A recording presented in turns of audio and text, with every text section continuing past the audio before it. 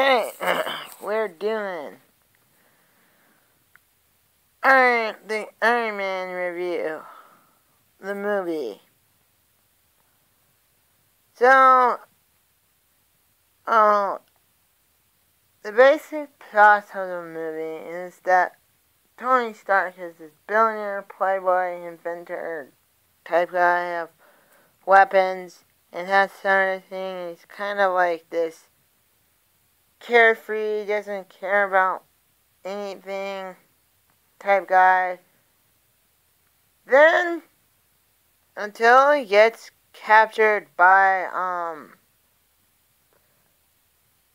and he has, weapons, uses weapons, gets captured by the Ten Rings, this terrorist organization, and, then he starts to realize what his weapons were used for. And he realizes that there was, that the terrorists were using his weapons.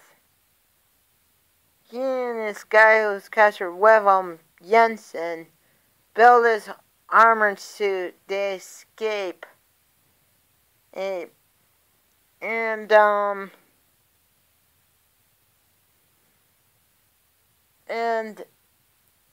no, he escapes, but Jensen dies. Then he goes back to the United States and announces to the world that they shouldn't make weapons anymore, but have arc reactor technology. Obadiah Stane, friend of Howard Stark's father, was like, well, here ironmongers and make weapons. Yes. But some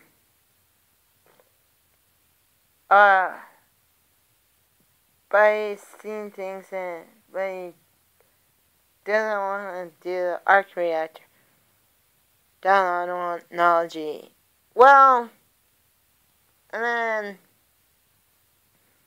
everyone's like disapproving of him.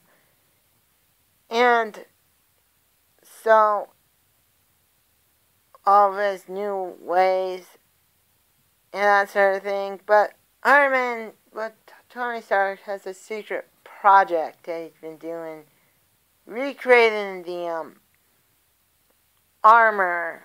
Like first he does a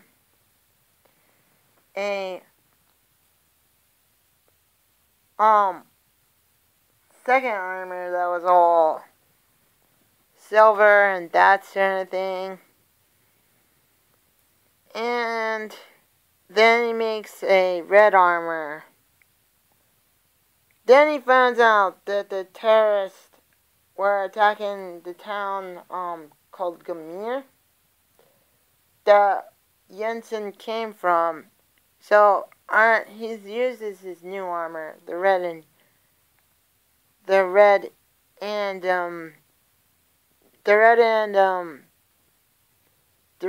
and gold armor to fight the terrorists. Then we find out Obadiah Stane was the man who was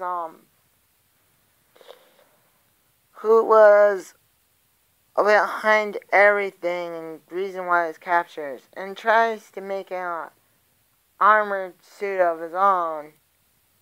Doesn't know how, and steals Tony's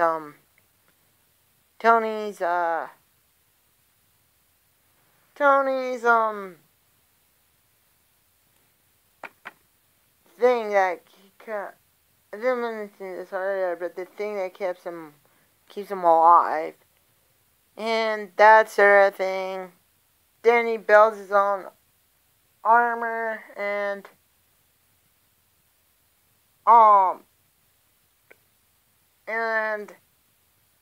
calls it armor, and the Iron Man have this huge fight.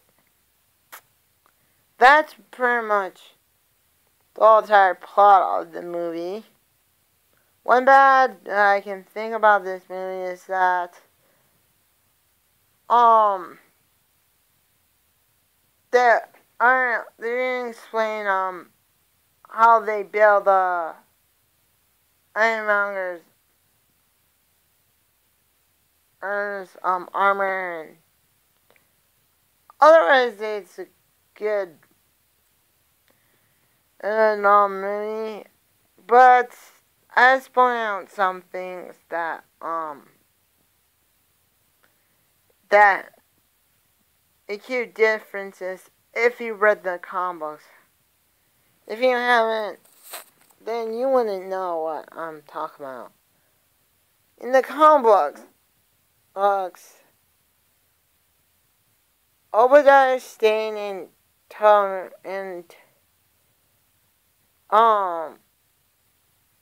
Tony were never officially met until the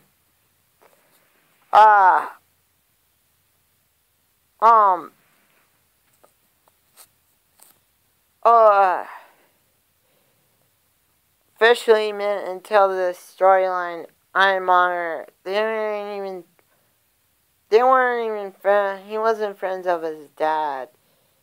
Also, another difference, the update is origin, and I feel like Iron Man's origin is getting always changed, no matter what. From the Vietnam War to the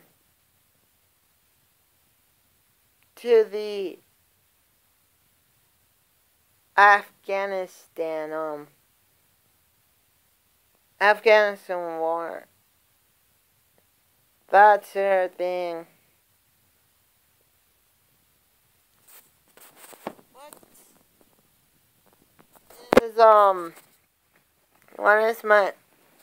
What is my overall thoughts? It's a good movie. Even though it's not exactly follows the comic book correctly, but sometimes you have, for those of you who are like, oh, actually, this is not how it goes in the comic book, blah blah blah, car insurance. This is not correct. This is not correct. This is not.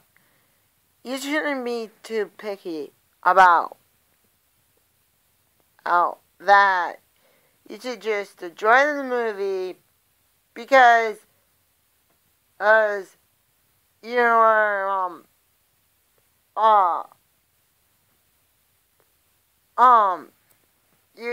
should just, for those fans of the book, just enjoy the movie and don't look at how different the movie version of the comic books.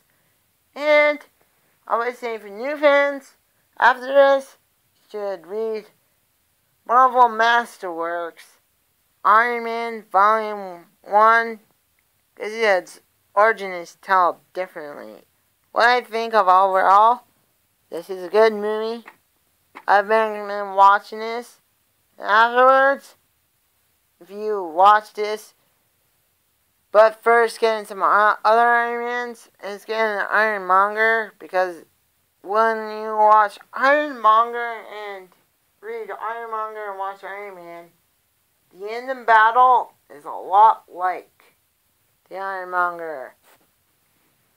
And none of the sequels follow comic books, but if you're really picky, you should not. They're long from American and the other movies. But this movie, you have to watch it with an open mind and just forget about what happened in comic books. And new people that have never watched Iron Man, you'll enjoy it. This is awesome. I say, it's not as awesome as the Avengers, but still awesome. This is Gareth. Peace out for now.